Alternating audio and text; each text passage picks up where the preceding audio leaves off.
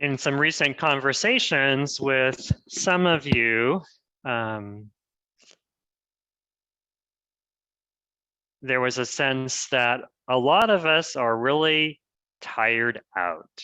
It's been nearly 2 years now that we've been dealing with this COVID pandemic, and so it's very easy to understand how overwhelmed, how exhausted, how frustrated we may have grown thinking back 2 years ago when we first heard about this strange disease halfway around the world. Then the initial reports that there were a handful of cases here in the United States, initially with the cruise ship and then with a older adult care center in Washington, and then one thing after another. It's really hard to imagine that we've been at this for nearly 2 years now, and it's easy to understand the many people, including essential workers, including healthcare workers, who are just really ready to be done with this, as well as folks at church. It is interesting to me that when Jesus came to those fishermen, would-be disciples at the Sea of Galilee, also known as the Lake of Capernaum or the Lake of Gennesaret or Lake Tiberias, all of those names, which is one of the world's lowest lakes, which is to say that the surface of the lake is quite a bit below sea level, and yet it is a freshwater lake. It is quite lengthy. I've not been there myself. Maybe some of you have been. Apparently, it's about 140, 150 feet deep at the deepest point. And apparently Jesus grew up in Capernaum and Nazareth close by to the sea. And so probably seeing fishermen on the water or fishermen with their boats drawn up upon the shore, perhaps mending their nets, that would be a very common sight for him. Remember as well that fishermen, along with shepherds, were definitely essential workers of the day and tended to be kind of at the lower end of society because it was very difficult for them to maintain a sense of cleanliness or kosherness. And it's so for these ordinary people that Jesus came and called them. As Luke, the physician, tells us, people were crowding in around Jesus and seeking to be able to speak and minister to them, but still not being crushed by the crowd. He asked one of those tired, worn out, exhausted, perhaps even overwhelmed fishermen whose nets had been coming up empty. He asked him if he would please put out from shore just a little ways so that Jesus would have the water barrier around him as he spoke to the crowds that had gathered there. And after he finished speaking to the crowds, when it finally felt as if he'd said everything he had to say to them or that they had had their fill for that day, then he invited Simon Peter, his brother Andrew, to put out into deeper water and let down their nets for a catch. Of course, Peter, like many of us, when we've worked the night through, or maybe the whole week or the whole month, or as some said recently, this past week, this past month, it's been like a whole exhausting year. And so we can easily imagine what Simon might have been feeling when he said, Lord, we've been working all night and our nets have come up empty. What is it like for you when you have felt that way, when you've been giving it your best shot, when you've worked all hours and yet the nets are coming up empty? That's what it was like for Simon and his brother Andrew. Perhaps, we don't know for sure, perhaps when they were fishing close to shore in the more familiar shallower waters where they could perhaps even see the bottom of the lake and see the fish that were there. And yet Jesus invites them to put out into deeper waters, waters deep enough and dark enough that you could not see what lies below the surface. Jesus invited them to put out into deeper waters, and we can imagine them perhaps rowing their boat out towards those deeper waters over 100 feet deep, not knowing what might be lurking there, what might be hidden there in the dark and in the deep. And again, in the season of Epiphany, the Word of God becomes flesh and shines among us and brings to light those things that have been hidden before, those things that linger beneath the surface.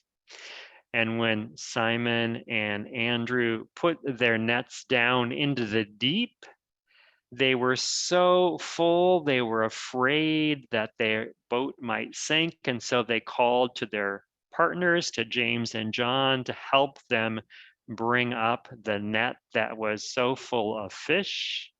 And even then, with the two boats, the fish filled the boats to the gunwales, and they were afraid that still they might sink. And yet they made it safely back to shore. When Simon saw what had happened, he was overwhelmed and said, Lord Jesus, Messiah, God's anointed one, get away from me because I am a sinful man. And yet Jesus called him, his brother, and their fishing partners, come and follow me. Come and you will fish for people. I will make you fishers of men and women. And so it was. And the question, of course, for us today is how is God calling us as individual people of a faith and as a community of faith, as God's people here and now, in this time and in this place, in this location? If we think back all the way to the Sunday after Christmas, Reverend Dr. Leroy Barber, who is the Director of Innovation for an Inclusive Church for our Greater Northwest United Methodist Church, he invited us to think about the fact that after the birth of Jesus, our work begins. Our work begins, and he invited us to think about loving our neighbors as God has loved us, and loving them in ways that are local and contextual and real here and now. So what might that look like for us? Well, I hope that many of you, if not all of you who have access to email, may have received some communication from me in the last 24 or 48 hours that talks about some opportunities that are opening up to us. I sent an email out to you inviting you to consider some opportunities to grow in relationship with our neighbors. How many of you remember back 30 years ago to the presidential election of 1992, in which a young, upstart, unproven governor from a small, insignificant southern state was challenging a sitting president who had all the credentials in the world? That was the first George Bush. And of course, the young governor from a southern state was Bill Clinton.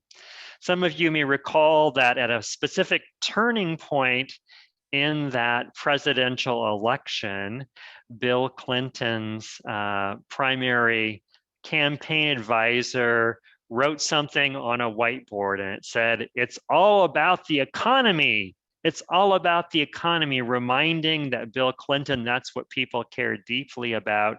I think it even said it's all about the economy, dummy, which was to say, make your focus the economy. I think we might paraphrase that now, here and now, to say it's all about the relationships. It's all about the relationships. I know we tend to focus on programs and projects and initiatives, and I think that fundamentally what God is calling us into in this time here locally is cultivating relationships. It's all about relationships.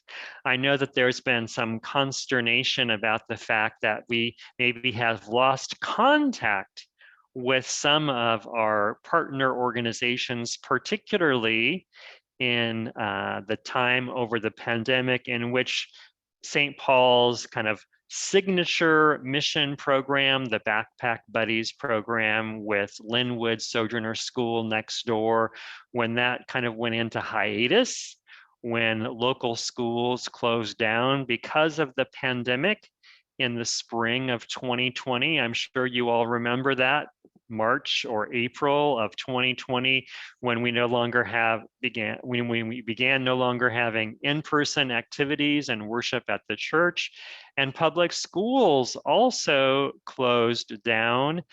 School went virtual, online, and school buildings like church buildings were largely just locked and shut, and no one could get inside them. And it was at that time when St. Paul's Backpack Buddies program was suspended.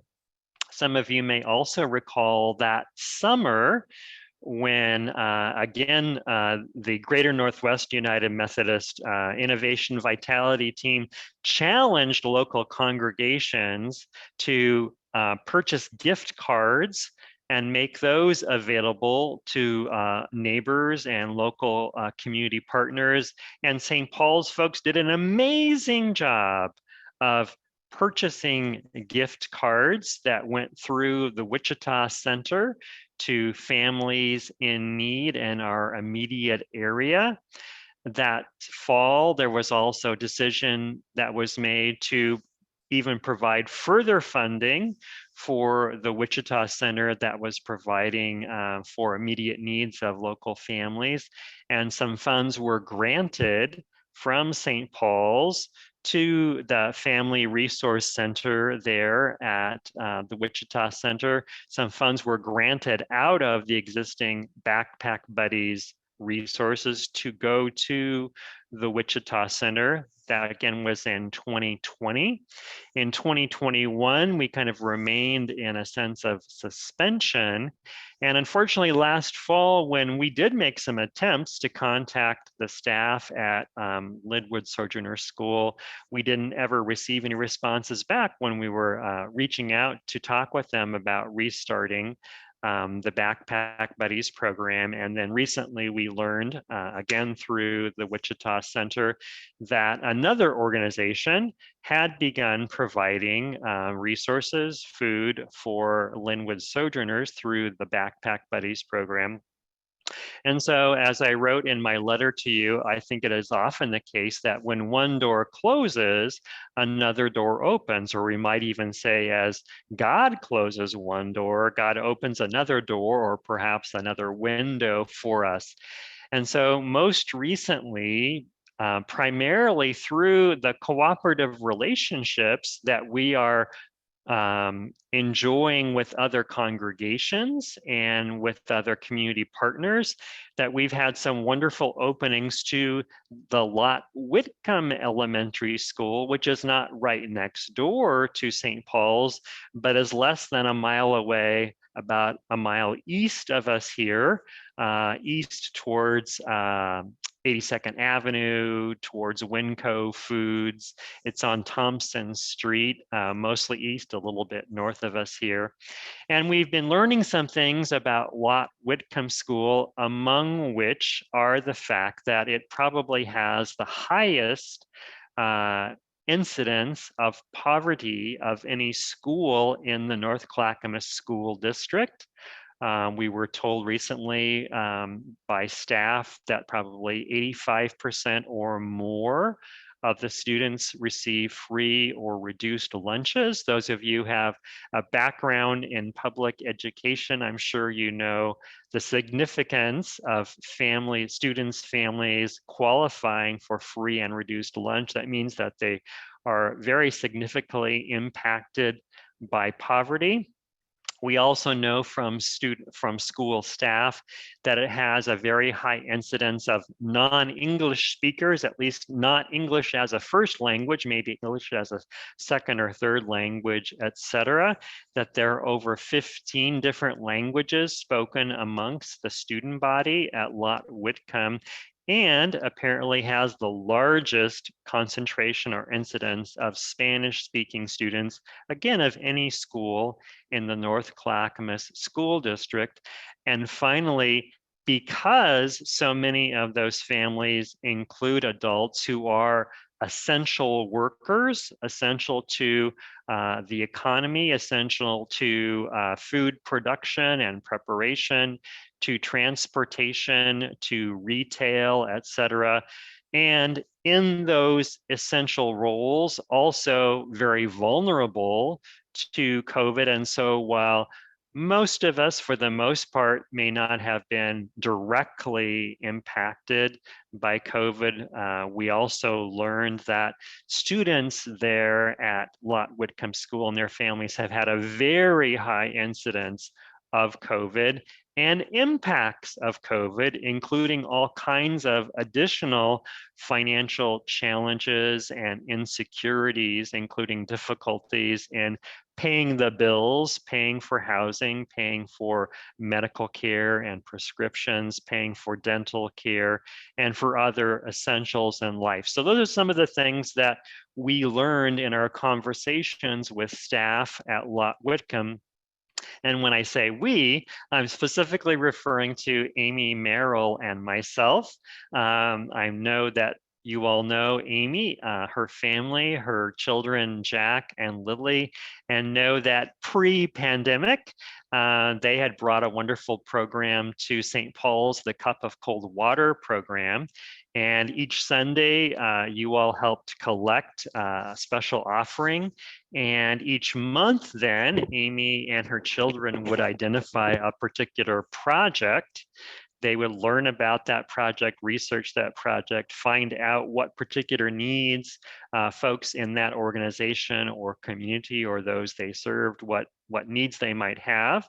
And then with your special donations, Amy and her family would purchase supplies to meet that need. So I'm sure some of you remember those from the good old pre-COVID days.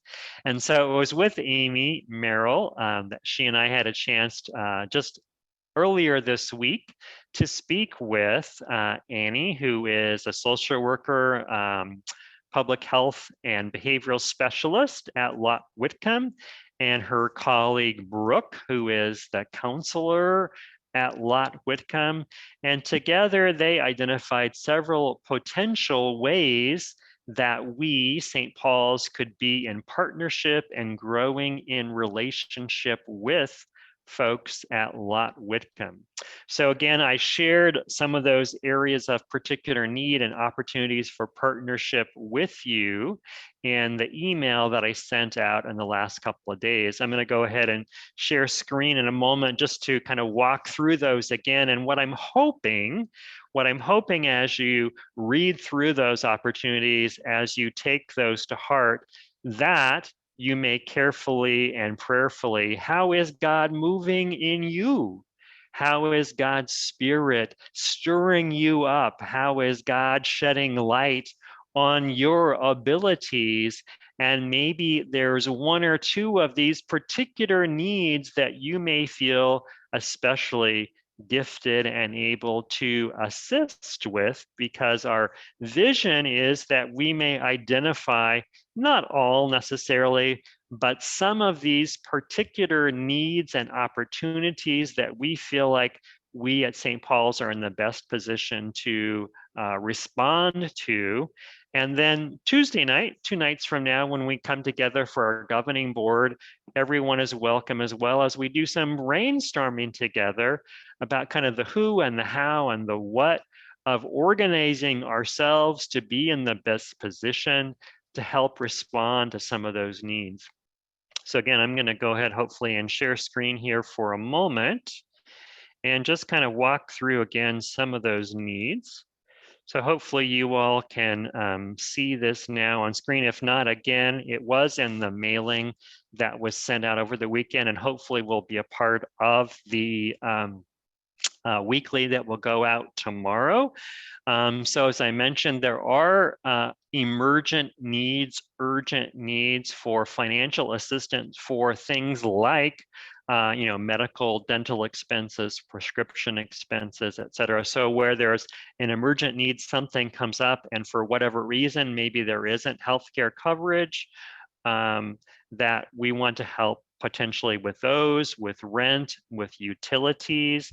And sometimes families in these situations who are particularly vulnerable, who are maybe, again, like one paycheck away from really dire circumstances, they often find themselves juggling, right? Different expenses, different bills. I pay this utility this month, and hopefully next month there'll be adequate funds to pay for that utility. One of the other things that families in those situations often find themselves as maybe the funds or the food run out before the month runs out. And so dropping down a couple here is food deliveries. So again, the food pantry, the Family Resource Center at the Wichita Center over here close to the church on King Road, that they do have foods that come to them from Oregon Food Bank and other sources. But sometimes there are families, either because of their work schedule, because of problems with transportation, et cetera, are not in a position to be able to go and pick up the food and bring them home. And so again, talking with Annie Schlegel from Lot Whitcomb, she said she could certainly identify a handful, maybe 4, 5, 6 families who could really benefit from somebody who might be willing and able to pick up the food, a box or a couple bags of food at Wichita Center and deliver them to families' place of residence, very similar to the way that I know many of you have helped through the years with the Meals on Wheels program. And rather than picking up the meal at the senior center and dropping it off at the home of an elder person, this would be, picking up foods at the Wichita Center and dropping them off to a student's family. So again, this is maybe a handful of families, maybe one time a month. It's not a huge, huge task. Annie also said that at this point, the schools are open to in-person volunteers. And I know there are COVID concerns that go along with this, but in terms of essential volunteers who can do one-to-one or one-to-small group, either reading or math assistance, or maybe after-school tutoring. Also, lunch buddies and other kinds of mentoring programs. So these would be in-person, one-to-one or one-to-small group opportunities. Annie also identified a need for parent mentors, and maybe this could happen online perhaps, as well as the option of doing that in person, where parents, especially maybe single parents, may be looking for help in terms of how challenges or concerns they have with their own family behaviors and support for students and things of that nature. I mentioned food delivery, snacks for students during school hours. We learned that, yes, at this point, through COVID relief funds, free breakfast and lunch are being provided to all students in the school district. However, they don't have a regular source of snacks that staff, that teachers and classroom assistants can hand out to students when they need a snack. And so there's been that request that maybe there's some ways that St. Paul's could help provide kind of a pantry full of snacks for school staff to have access to. I think I have one more here. Let me see. Yes, yeah, that's right. And then just a safe space for groups to meet. And this is especially true for those who may not be uh, parents, family members who may not be English speakers, or not, English is not their first language, especially if they are, immigration status. Any members of their family may have any precariousness in terms of their immigration status, that they may naturally feel more safe and more comfortable in a church setting than in a government setting, even a school setting, that they may naturally feel safer here. And so there's a question, might St. Paul's be able to provide some space for just a simple gathering among a group? And there is a particular group at Lot Whitcomb of Spanish-speaking moms, Las Madres, who could really benefit from having some safe gathering space. There's also, in talking to other organizational partners, the possibility of holding some classes. Maybe it's a parenting class, maybe it's a health promotion class like living with diabetes. Maybe it's other kinds of classes or courses or support groups or exercise groups that would help contribute to the health and well-being of those who have been so severely impacted by COVID. So as I said here, you can see there's a lot of wonderful opportunities for us to consider how God has gifted us and equipped us to be in a position to offer loving, supportive relationships, resources, and spaces to those who might otherwise not have access to those. So those are some of the ways I'm inviting us to consider, to be carefully and prayerfully taking to heart those needs and how God may be moving in us, how God has equipped us, and that we may consider how we are the living body of Christ here and now, that we are the hands and feet of Christ here and now. So I invite you to consider those as we continue now to celebrate God's grace in our midst. I believe we have another hymn, which actually was written originally in Spanish and then translated into English. God who meets us at the seashore, at those points of transition between land and water, and particularly invites us to go deeper into God's grace and to cast out our nets, to find how God is calling us to be Jesus' disciples. So let us enjoy that music and then enter into the celebration of communion.